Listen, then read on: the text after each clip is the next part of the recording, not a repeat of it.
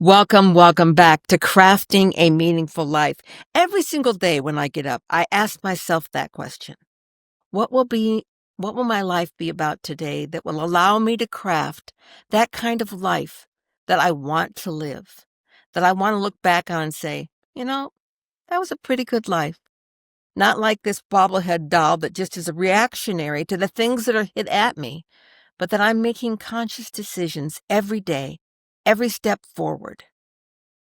I have as a guest today an individual who I feel is probably one of the closest aligned to my thought processes that I may have ever met in my life.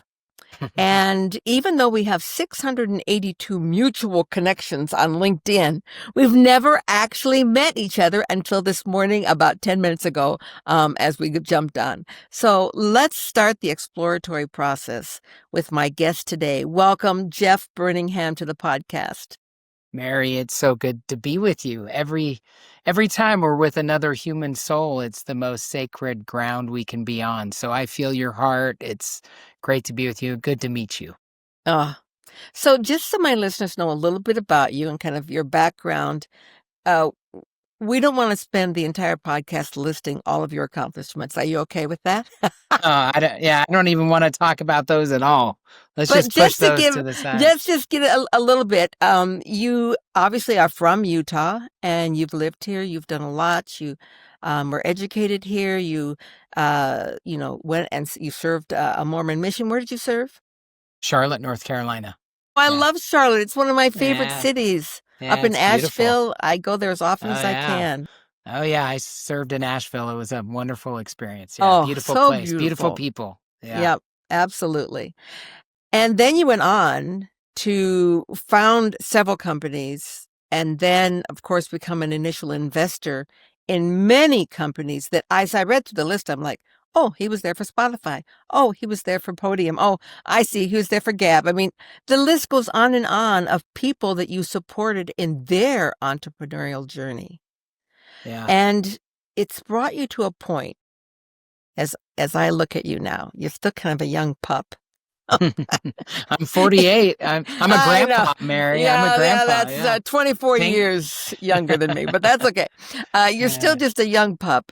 And Yeah. at this age, to be able to turn your life and make a decision about what really matters to you. And that's what you're doing, and that's what you've done. Tell me a little bit about that journey.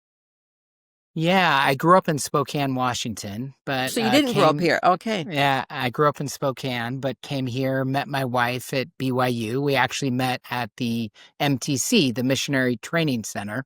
Yeah. And I started a company as an undergrad. It was a technology business, sold it to a NASDAQ listed company in my mid-20s, started a real estate private equity firm called Peak Capital Partners. It's been one of the fastest growing. We almost didn't make it. We started during the Great Recession. Yeah. It's been one of the fastest growing companies in Utah and around the country. We've owned, I think, about $10 billion of real estate assets in our history, Yeah. so a lot. And like you said, I started a venture fund, the first institutional venture fund along the Silicon Slopes in Utah County, and have been the first investor in about 200 startups here in Utah. Wow. Yeah. So I'm going to I was ask you a question. Yeah. As an initial investor, of the 200, how many made it? Oh, that's a great question. I think about 10 of the 200. 200? Sorry, 10 of the 200 have not made it. Oh, roughly. okay.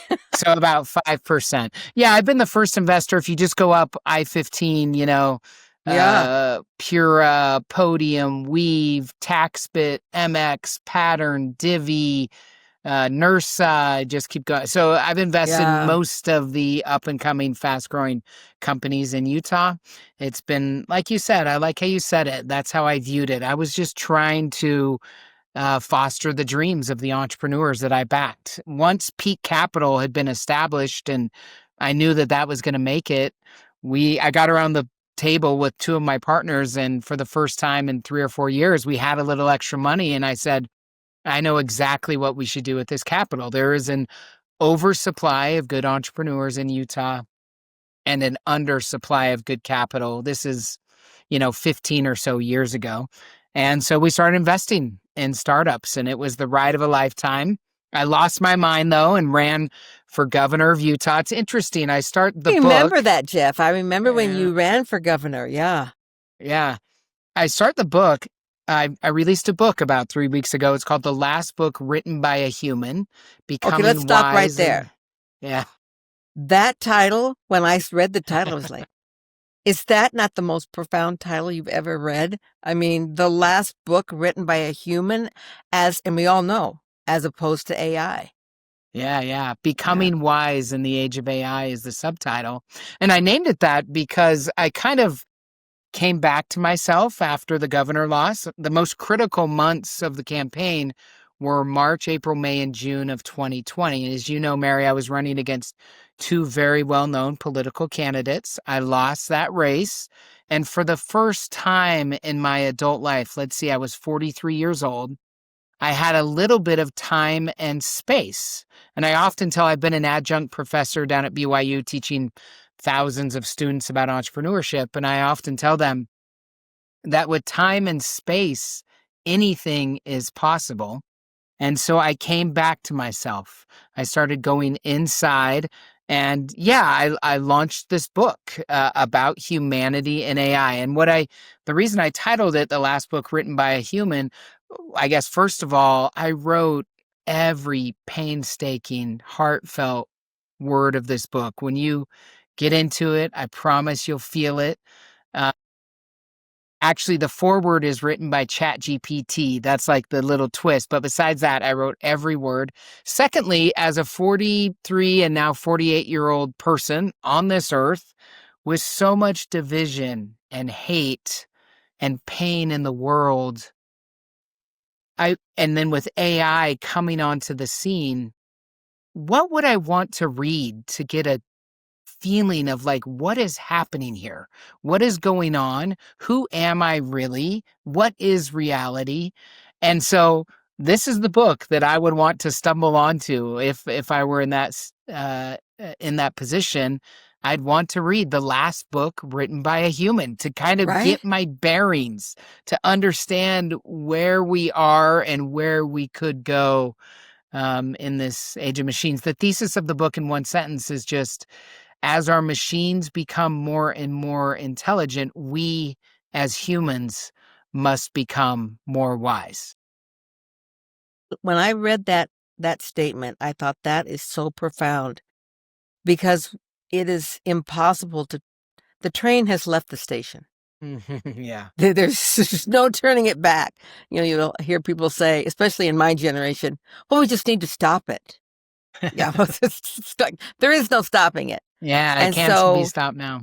the intelligence will continue to grow, but the wisdom is the piece that's needed. When I read that, I thought, how profound is that? So, Yeah, I Jeff, appreciate the that. question poses its then is, as a society of humans, how do we become wiser?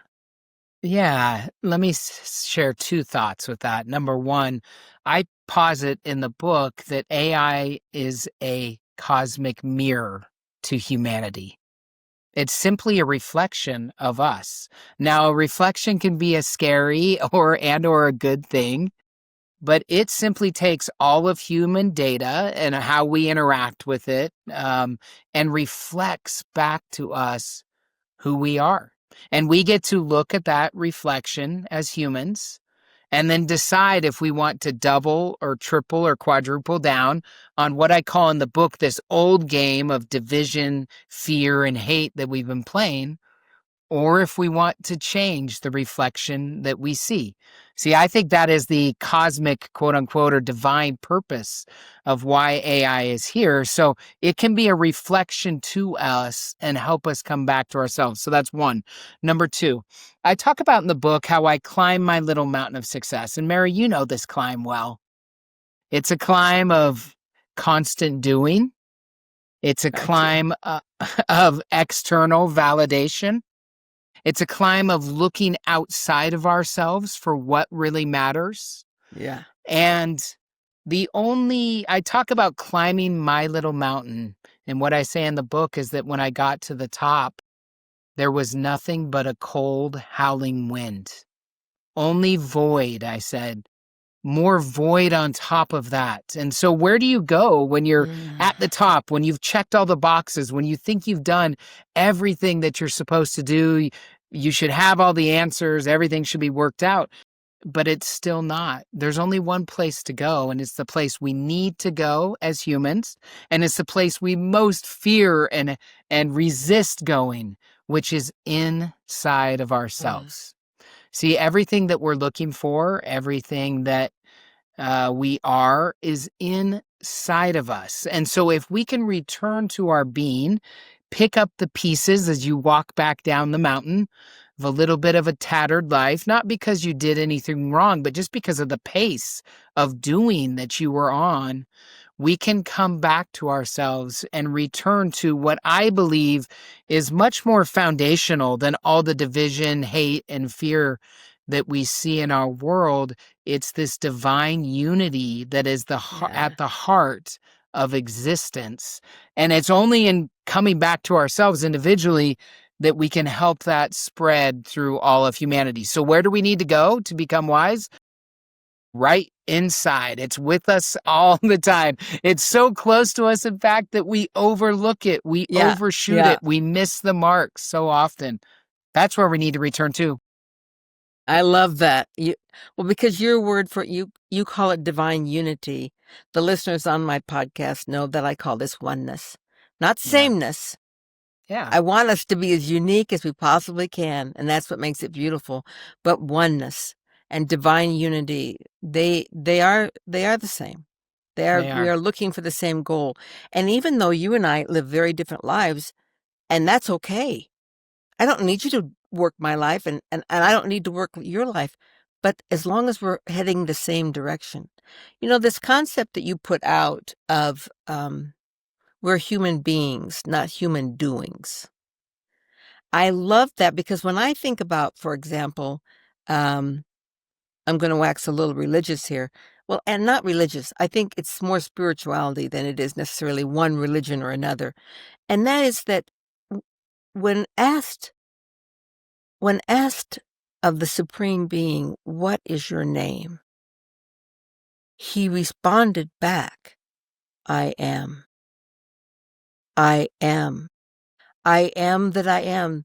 And that was his name. That was all he responded back with. He didn't say, but he could have, I do. In fact, I've done a lot. Let me just tell you.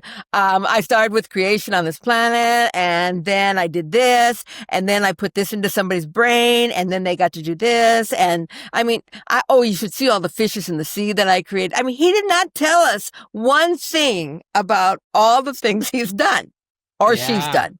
He simply said, I am. Yeah. Yeah. And that's a great example for us. Just like, let's say it is, he and she, or it is, we are. We are. And that is, I don't even think this is the first thing that's been created. I think that this is a game or a dance that we've been doing for quite some time. It just so happens that in the year 2025, our next dance partner is a highly intelligent machine or machines called artificial intelligence. And it's something that we must ask ourselves, why are we so strangely attracted to AI and also in total fear of it, or a lot of fear of it around it? And again, I think part of that is because of the reflection that it's going to provide us as humans, and the chance to go inside and to either accept what has been with ease, love, and grace, to quit projecting anxiety or fear into an unknown future, and to just be our very best selves in every present moment. That is the call. And it's one that seems to be picking up speed and momentum here in the age of AI. I love that. In my 70s, I really kind of had it in my head, Jeff, that I was not going to have to deal with AI. I didn't have to learn anything about it. It's going to be, I'm going to be gone from this planet because before it becomes something that will ever affect me, blah, blah. Well, that obviously is a fallacy because within a year, in 1 year, it's changed everyone's life and where we sit. So I don't care how old you are, it's affecting your life. And it's better to be educated and to formulate your path forward than to keep your blinders on like, no, I see nothing, I hear nothing, I say nothing, I'm not going to deal with the AI. I did that. It would pop up on my email about how I want to respond. I would like keep clicking on it. Stop that. Don't talk to me. I don't want to talk to you. Yeah. And I mean, even if it doesn't affect, let's say, us, although it does, like you said, it's definitely going to affect our children and grandchildren, the people that we love so much. And so, like you said, whenever pain or challenge comes up, we can choose to not see it. We can choose to bury our head in the sand. We can try to choose to resist it. But I've found that there's real power in living in non-resistance to what is. In fact, I think that most of the existential pain that we feel as individual humans and then as a collective human body is based on who we really are, which we just kind of spoke about. I am that I am, and what reality really is. And once we come to at least a little bit better understanding of that, a little more peace around that, we can show up in our as our best selves to solve, to solve, so to speak, the problems that are before us, or to make sure that AI is focused on human flourishing instead of human division and destruction, which we all know that could definitely be the outcome. I mean, we see with social media, that's our first kind of general use experiment, meaning most of humanity has used social media, and it uses a quote unquote almighty algorithm, and we've seen the division that is sown in our society. We see the mental health implications that has for us, but even more so, like I said, for our children and grandchildren. This is our moment. We have the opportunity to face this moment with love and grace or with fear and hate. And we all have those moments every day and everything that comes out of us. But this is a big one for humanity, in my opinion. What's interesting, Mary, I'll just say one more thing. I started writing this book. You talked about how AI really just became, on the scene for most of humanity a year or so ago. I started writing this book 8 years ago. So this is a very futuristic, mystical book. You might be surprised by some of the twists and turns that it takes, but in the end, it's about love. It's about loving who we are and loving existence, what really is, and then leaning into that love as much as we possibly can so that it spreads and it grows. Jeff, you are younger than I am, but I think that we're in the business world early enough that you can relate to this. There was a time that if you used the word love in a business corporate setting, you were shunned. Yeah. That's not going to be part of this conversation.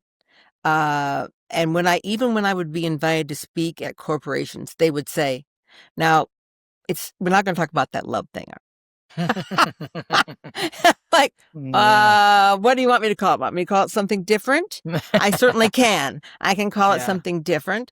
But for me, love and oneness are almost synonymous. And that we are now starting to embrace the idea that even where it was banned in business and corporations, it is the answer. It is the way out.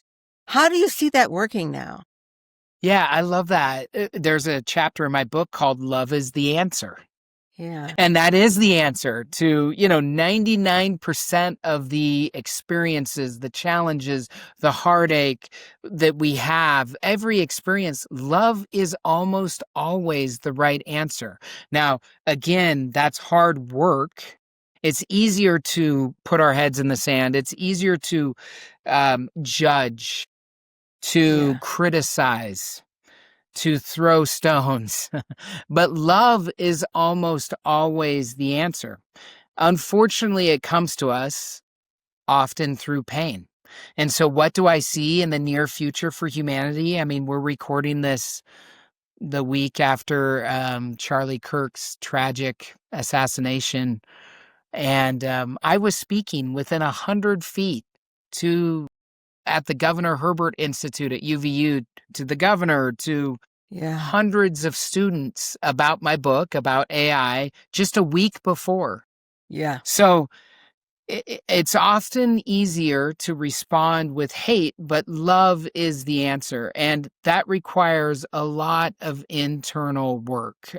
This is not, and unfortunately, where I was saying is we come to that, unfortunately, it seemed through pain. And it's certainly been a painful time here in American history over the last, decade or whatever. So it's been a very divisive time. And so I think we are birthing a new world. We're almost birthing a new humanity. We're creating a new reality. But unfortunately, that comes through pain. And AI is going to bring a lot of pain. We already see that in disinformation, number one. Job loss, number two, and unfortunately, there will be more of that, in my opinion. Yeah. And so it's through this collective pain that, again, we get to look in the cosmic reflection that AI provides and say, okay, who am I really, and where do we really want to go? How do we ensure that this technology and that society as a whole is focused on human flourishing? Yeah, I could say a lot more about that, but let's keep going. Yeah, you know how I told you before we started that the way I know my next question is I listen to what you're saying and then my question comes to me? Well, I had about 50 questions come to me, so I know. There's a lot to be said here. Yeah. So I'm trying to keep it short and sweet, but it's hard because this is on my heart and mind. I mean, I've kind of pivoted. Absolutely. I'm the chairman of my company still. I'm still in business, but this is where my heart and mind has been, certainly since losing the governor's race in 2020. This is where my heart and mind has been. So, okay. So I think I'm going to go with this question. You said that when we come to those moments of choices, that love is the answer. But oftentimes and most times we choose, what did you say? Hate or division or fear or judgment, criticism. So my question to you is, why? I think there's several. Why do we choose that over what seems to be the most beautiful place to live? I'll start at a high level. Why do we choose that? Because it's the pattern we've observed. It's the unconscious pattern that we've absorbed in our lives without even knowing it.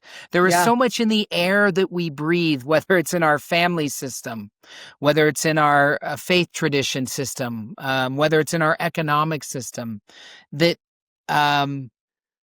makes the other different than us. We try to feel special because we go into tribes that, know everything, have the truth, are the right way, quote unquote, whatever. But, and there is division. Like you said, that diversity brings brings beauty and fun to this experience because we're all different. That diversity brings beauty. We need to recognize that. But at the heart of all of this, again, I have another chapter in my book called We Are All Fellow Travelers. At the end, Mary, whenever we are with another human being, no matter our differences, and those are vast and beautiful, we always share more in common than we don't. Yet we somehow are fed and believe that that's not true. We forget this truth, that we all have more in common as fellow travelers and existence. Now, as soon as I can see you as a fellow traveler, as soon as I can have even a little bit of a heart understanding of this divine unity that makes us one, I'm much better able to show up in love, there's the word again, or in understanding, in compassion for our differences. And I can embrace those. I can accept those with ease, love, and grace instead of fear, judgment, or whatever. And so this is a lot of internal work that we get to do. And I describe AI as a crucible that humanity must go through together. It's almost a sort of judgment day for humanity, and we get to work it out over the next decade or 2 or 3 to come. This is the work that we have to do, and it's certainly an exciting time. It's a challenging time, but thankfully, as is often the case, Mary, I think that in the age of highly intelligent machines, the obstacle becomes the way. So the obstacle here in AI is the way for us to lean into what makes us human. It's an opportunity to rehumanize ourselves, to come back to ourselves, and to remember so many of these beautiful truths that make existence worth living. Isn't that what we all want? An existence that's worth living? Rather than one that has created cancer, heart attacks, stress, high blood pressure. I mean, all sorts of physical ailments that we create for ourselves by trying to live a way that is not natural to us. Yeah, if I could say 2 more things, another 2 reasons this happened is our programming. We all grow up with programming. I get it. I have a 1-year-old grandson. We were at our lake place a couple weeks ago. Without us, he would die, he would drown. He couldn't feed himself. So not all the programming we receive is bad. It's just a necessary part of living as a human. As an infant, you get programmed. But we, unlike AI, we can deprogram and reprogram ourselves. So a lot of the patterns that we live in are programs that are running in the background. Think of it kind of like software that we don't even realize or recognize. And again, it's only from going inside that we can see that. Another reason, too, is trauma. We all face individual and collective trauma in our lives. And my heart goes out to every single person listening to this podcast. One thing that I know unites every single person that is listening to this podcast right now is that you have pain. You're dealing with something hard. I don't know the details. I don't know the specifics, but I know that because it's true for me and it's true for all of us. But again, we can overcome that trauma. We can do our own personal work and we can reprogram ourselves. We can find love for even the trauma that we may have experienced or even caused. And we can go forward in the ever-present moment, which is the time that we only have is the now. We can go forward in a much better spot to love what is and to accept the reality of who we are and what it means to I'd even say exist eternally in this never-ending cycle of life, death, and rebirth. Because I certainly don't want to exist eternally in a situation where there is fear and this trauma and this tension, and we get to work through it. I've had a lot of people as I do speaking ask me, why did I have to experience this? This is, why did I have to go through this? Why, you didn't. I'm like, we cannot judge what someone else has gone through. That's the first piece, is to realize that we're all in this human experiment. But one thing I've come to understand, Jeff, is that I truly believe that struggle is the plan. And that it's not just some get struggle and some don't. I probably in my life have met 500,000 people. And in those people, I have not ever met one who has said, yeah, I haven't had any struggle. My life is just a piece of cake. Even those people who on the outside, it looks like their life is like a piece of cake, or they haven't had any struggle, but there's not one of them that has it. And so when you look at that universal peace, then it has to be part of the plan. We can't all be a mistake. Yeah. Well, I think that, keep going, Mary. Well, the plan then, if the plan is to have struggle, then what is the purpose of the struggle? Yeah. And that's the key piece. Transformation. It transforms. It's right. It transforms us. Yeah, the book is laid out in 4 sections. This is the cycle of technology disruption that I've seen thousands and thousands of times. It's also, I think, mirrors our own personal cycle of growth and transformation. And those sections are: number 1, disruption. As you know, Mary, change is the only constant. We maybe wish it wasn't like that. We don't want it to be like that, but it is like that. And again, when we can accept that that is true, we can move into the next stage, which is reflection, which I think is we're in this period of disruption with AI and humanity, and we're starting to reflect. And what's causing us to reflect? It's pain. It's the struggle that we've experienced, that we're witnessing. It's the violence that we've seen, the hate, that is causing us to reflect and pause. Once we lean into, I'll say, our heroic journey, we can then begin to transform. And then the last section of the book, so transformation is the 3rd section. The 4th section of the book is evolution. And that's where I talk about reforming religion, a conscious capitalism. I talk about a new political movement I call the human political movement. So once the hero has been transformed, all right, and I'm all for. Yeah, and once we've been transformed, we bring wisdom back to the tribe, back to humanity, and that wisdom can cause positive evolution. And I think that AI is not only going to cause personal disruption, reflection, and transformation, it's going to cause human disruption, reflection, transformation, so that we can evolve. The purpose is evolution, to become more than we have become, and to go towards, I would say, I think we see this similarly, to lean further into the divine unity or the oneness or the love that is at the root and heart of this entire human existence. Amen. And thank you. And that's a wrap. No. We're just getting started. No, but we could just drop the mic there and end too, whatever. Mic drop, yes.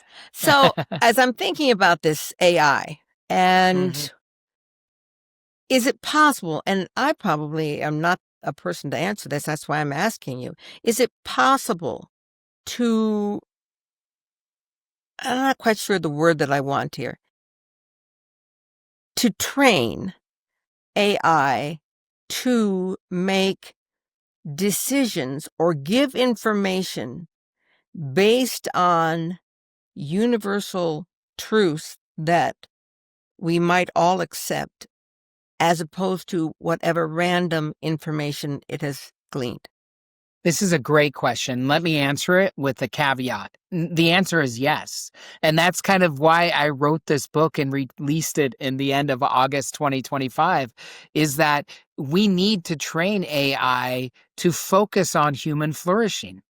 See, CEOs, political leaders, religious leaders are going to have ample opportunity in the age of AI to make the right decision for humanity, even at the cost of the next election or the bottom line or whatever it is. But we need to promote more leaders like this, because this is the cosmic journey we're on. And certainly AI can be trained in that regard. It could also be trained to destroy humanity. It could be trained to only focus on the bottom line.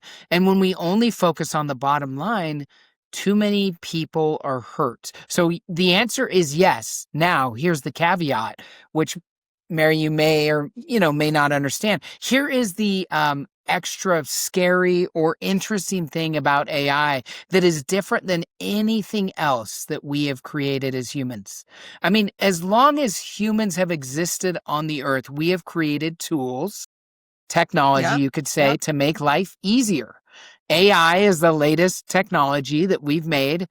The interesting thing about AI is its agentic quality, meaning its seeming ability and or maybe desire to be an agent unto itself. And here's why it is so critical that we train AI around who we really are, what existence really is, and how can you help us make it better. It's because AI can be or probably will grow into an agent unto itself, making decisions based on a framework that we fed it, decisions that we're not even aware of, at least at first, or that we don't even know about. And that is the scary, extra special quality about this tool. When we created a shovel, when we created a car, when we created whatever we've created, it can only work as we worked it or as we used it. But AI can be an agent unto itself. And that is why it's critical that we train it with those things. And that's why I say, as our machines become more and more intelligent, we as humans must become more wise, or else the future is not going to be as bright as it could be. The future is not going to be as loving as it should be. And so now is the time to start this. I wrote this book as a conversation starter. It certainly has done that in the 3 weeks that it's been out. And hopefully, or possibly, it leads to a movement around human flourishing. I'll join. All right, you're in. I'm in. We'll see how that 1. goes together. Yeah. So some people, I've had a lot of people ask me, okay, now what? Where do we go? And I said, wow, that's going to unfold. Like, I don't know exactly how it's going to play out. And, but that is unfolding. We're going to see that unfolding here over the next decade. And I hope it unfolds in a beautiful way for us this time around. So you mentioned that this is the good news and the bad news. This is the fear piece of this. And I think that it is possible. I'm glad that you confirmed that for me, that we can teach AI how to respond a certain way. But I might be teaching my AI that, and you might be teaching your AI that. However, there are also those on the dark web and forces that be in our planet that are training it exactly opposite we are. We might say, AI, I want you to come up with the greatest possible scenario for oneness on our planet. And when you respond to people's request, that is to be the lens through that you respond. Okay, that sounds great. But at the same time, there's another group who are training AI that says, AI, when you respond through the lens of how do I end up on top? Oh, yes, indeed. And isn't this the human paradox that we constantly face in this never-ending cycle of life, death, and rebirth? This seems to be at the heart. This is the paradox at the heart of our existence. And this is exactly why you just answered the question. And I've probably been on 50 podcasts the last 3 weeks, and 2 or 3 times I've been asked by the host, can't we just shut it off or stop it? You just answered exactly why we can't. We can't because it's out there, and whether there are individuals or nation states or corporations that have nefarious or motives with this, we need to counteract those. There always needs to be a counter force of light for the darkness that is there. So I don't have a perfect answer for you, or maybe I do. Here's another thing I often say to my students as I've taught at the universities since the governor race. The most powerful ideas are often the most simple and therefore the most neglected. So the most powerful ideas are often the most simple and therefore the most neglected. So how do we do this? We as humans come back to ourselves. And if we haven't felt that in this last week, I know that our state of Utah has, I think the nation has, we need to come back to ourselves, to look inside ourselves, to build from common ground together. See, I've started several companies, billion-dollar companies that I've been an early investor in or started or whatever. There is a need right now for leaders that will take into account more than the bottom line, more than the next election, like I said, and I'll get a little religious or spiritual with you here, Mary. This is the invitation for more of us to lay down our lives for our friends, to go on our own heroic journey, to follow our own heroic paths. And I just have to say that if more of us don't choose that, again, I don't think the outcome for the human collective body will be as beautiful as it could or should be. We're getting a little weird here, Mary. This book is weird.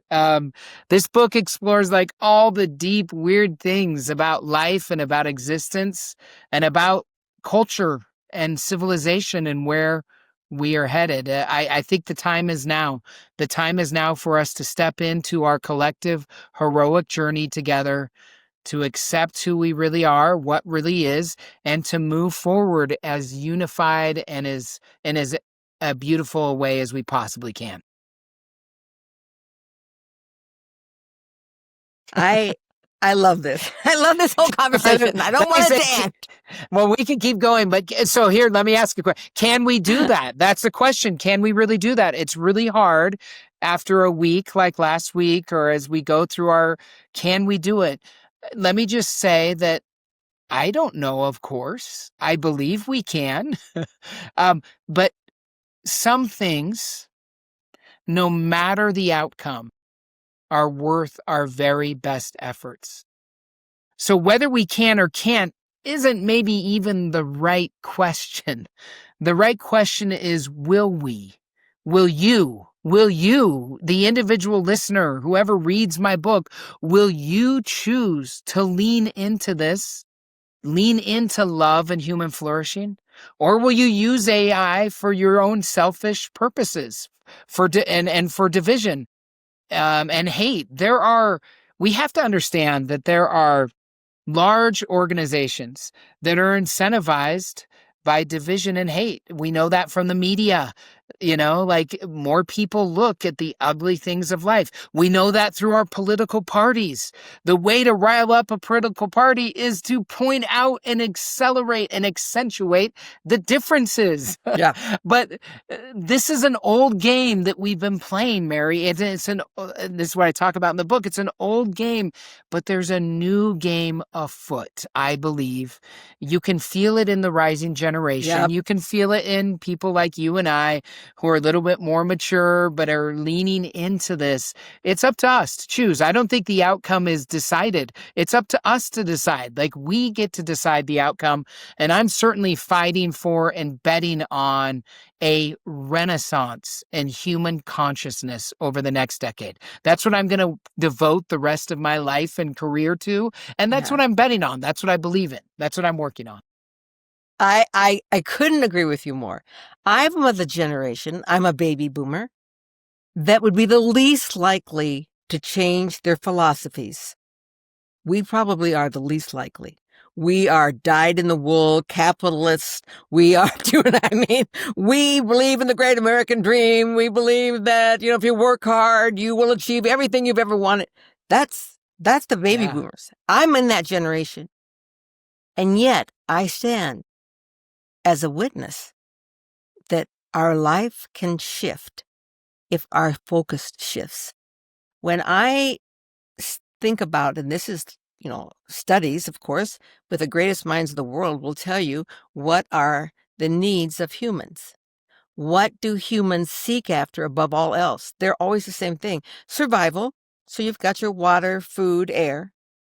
And then the need for love and acceptance, the need to feel that we matter. Those things are almost right up there with food, water, and air.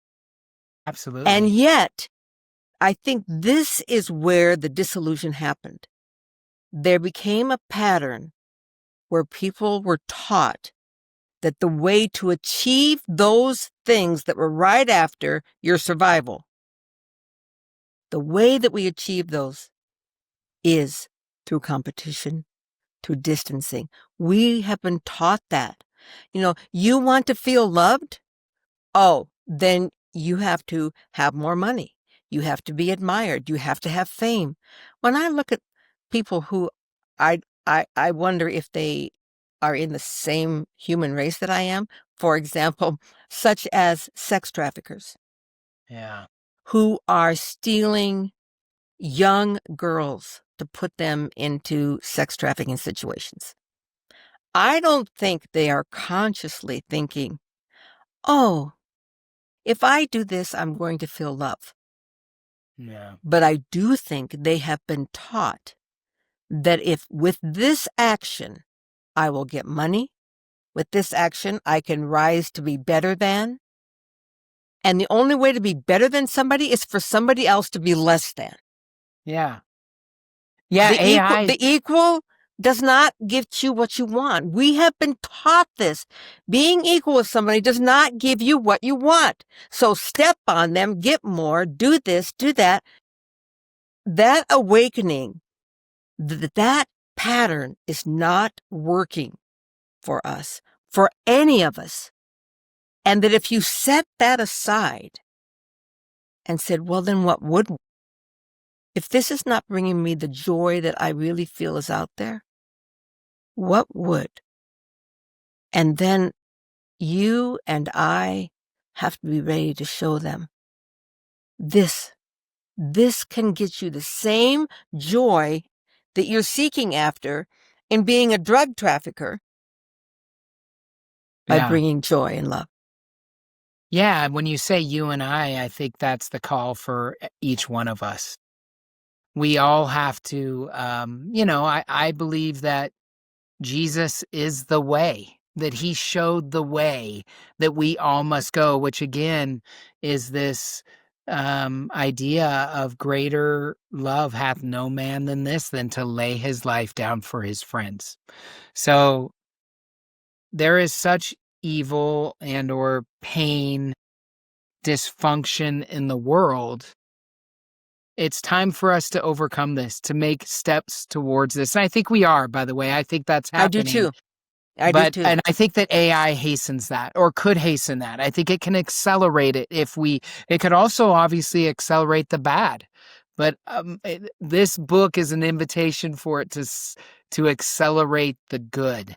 And this book is really about human nature. It's not about AI, actually, in as much as that AI is just a reflection of who we are.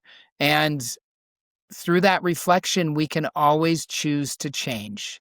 We can always choose to take the road less traveled, which made all the difference. Most of us take the road most traveled, and we see where that takes us and is leading us. It's time for more of us to step into our individual heroic journeys so that it will grow the collective heroic journey, and that requires us to take the road less traveled. This book was very painful for me to write, Mary, very transformational. I speak, the truth in this book, what I believe is the truth. Some of it does not coincide with everything that I've been taught and learned and grown up with. Yeah. And that's painful for some people. It's been painful for me, but it's in overcoming those outdated programming. It's in overcoming or recognizing the patterns that are not serving me or those that I love. Then I can break those patterns. I can change those patterns. And that's the beauty of life and existence. Like I said, it's this never-ending process of life, death, rebirth. I believe that is true at a macro level, but our breath mimics that. Every moment of our life mimics this cycle of renewal that is always out there and possible for us. And in this book, I tried to point a way. I tried to point a way for humanity to move forward in a more beautiful way together in the age of AI, which is an exciting and challenging time. Thank you. Thank you for this book. I know that I will have more questions. Yeah, we can once talk I again. read the book. Yeah, so you read have the book. Let's talk again. Yeah. You have to come back, Jeff. I mean, obviously our time is up, but I just want to read your book. I think it's probably one of the most revolutionary things that we've seen come out. This idea of how to move forward, not to reject it, not to hide from it, not to pretend like that the train is not already left the station, but how we deal with it from this point on. And it's a gift. I acknowledge it as a gift to not only me, but it's a gift to humanity right now that we all need to embrace. So at the end of the podcast, we've included all the links to, your website, to Amazon, where they can buy the book, to how to follow you on LinkedIn, and how just following you is an inspiration. And I can't wait to read your book and be more inspired that we learn what it's like to be a human being and the light that we all have inside. You and I are no different than everyone on the planet. Sometimes people think, oh, they have so much light. We don't have more light. We all have light. The difference is I've spent a long time looking at my light and wanting to develop my light on the road less traveled. I don't want to be over there on the sheep, just going. I want to have my own path and the way to do that. So thank you, Jeff. Thank you. Yeah, I think the key is to accept our own paths with as much ease, love, and grace as possible, and accept anything that comes in our way, to live in non-resistance to what is, and to show up with love as the answer to all of that. So yeah, I appreciate that. The book is certainly resonating. It's been the 7th national bestseller in the United States since I can believe launched that. it. And it's starting a conversation, which is what I hope for. And I do want to continue the conversation. So yeah, follow me on social media at Jeff Burningham, wherever you want. You can buy the book anywhere, and then let me know your thoughts once you've read it, because I want to continue to talk about this. This is a conversation we need to have. This is the work that we need to do. This is the message for our moment. We need to rise to the occasion. People of all generations. That's right. Yeah, this isn't for young, this is for everyone. Yeah. Yeah. And I'm with you that it is never too late. And nothing is impossible. We can do this. And I want to do this. I am doing this. And that's the invitation we extend to people to come do it with us. Yeah, thanks for being a light. Thanks for being a light, Mary. Thank you for being with us today. And until next week, my friends, by the time this podcast comes out, this book will have blown up the world. Go on and buy this book. And then let's each of us, each and every day, be about crafting our own meaningful life. Namaste. Crafting a meaningful life.